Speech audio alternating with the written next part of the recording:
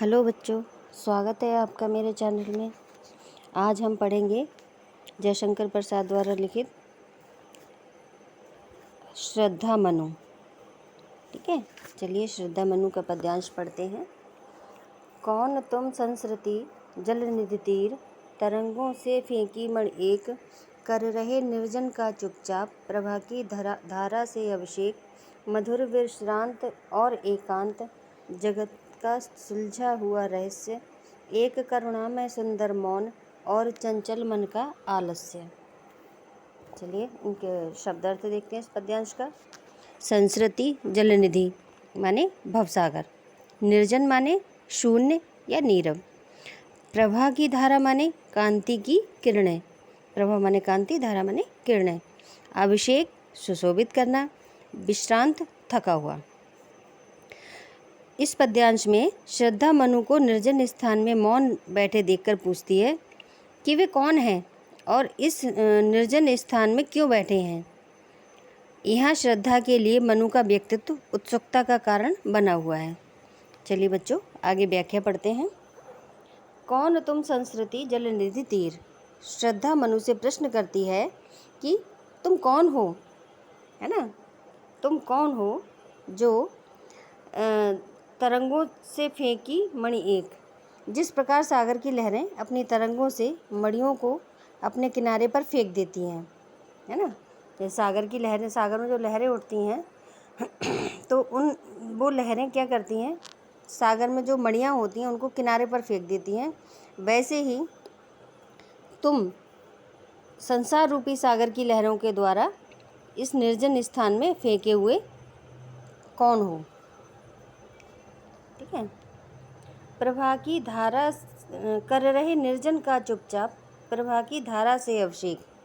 तुम चुपचाप बैठकर इस निर्जन स्थान को अपनी आभा से उसी प्रकार सुशोभित कर रहे हो, अर्थात सींच रहे हो, जैसे सागर तट पर पड़ी हुई मणि उसके निर्जन तट को अलौकित करती है ना, कि सागर के किनारे पर एक मणि पड़ी होती है जहाँ निर्जन अर्थात कोई भी जहाँ पे नहीं होता है, तो वो मणि उस स्थान को अलौकित करती है। वैसे ही आप यहाँ पर बैठे हुए उस स्थान को अलौकित कर रहे हैं। जगत का सुलझा हुआ रहस्य, एक करुणामय सुंदर मौन, यानी कि विधुर मधुर विश्रांत और एकांत, जगत का सुलझा हुआ रहस्य, है ना। श्रद्धा कहती है कि हे अपरिचित, तुम मुझे मधुरता, थकावट और नीरवता से परिपूर्ण इस संसार में सुलझे हुए रहस्य की भांति प्रतीत हो रहे हो। ऐसा लग रहा है कि जैसे यहाँ आप कैसे हैं, सुलझे हुए रहस्य की भांति, और अपरिचित होने के कारण तुम रहस्यमय हो, फिर भी तुम्हारी जो मुख आकृति है और तुम्हारे भाव हैं वो रहस्य को सुलझा रहे हैं।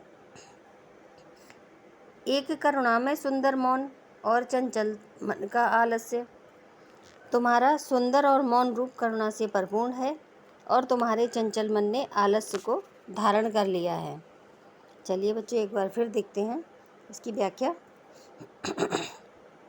श्रद्धा मनु से प्रश्न करती है कि तुम कौन हो।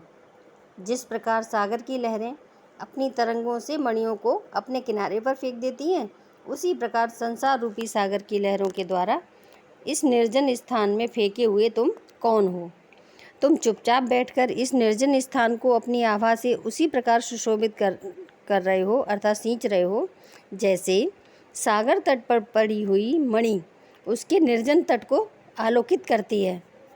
श्रद्धा कहती है कि हे अपरिचित, तुम मुझे मधुरता, थकावट और नीरवता से परिपूर्ण इस संसार में सुलझे हुए रहस्य की भांति प्रतीत हो रहे हो। अपरिचित होने के कारण तुम रहस्यमय हो, यानी कि हमारी जान पहचान नहीं, अपरिचित हो तो हमारे लिए एक रहस्य है कि तुम क्या हो। फिर भी तुम्हारी मुख आकृति के भाव तुम्हारे रहस्य को सुलझा रहे हैं। तुम्हारा सुंदर और मौन रूप करुणा से परिपूर्ण है और तुम्हारे चंचल मन ने आलस्य धारण कर लिया है। चलिए बच्चों काव्य सौंदर्य देखते हैं।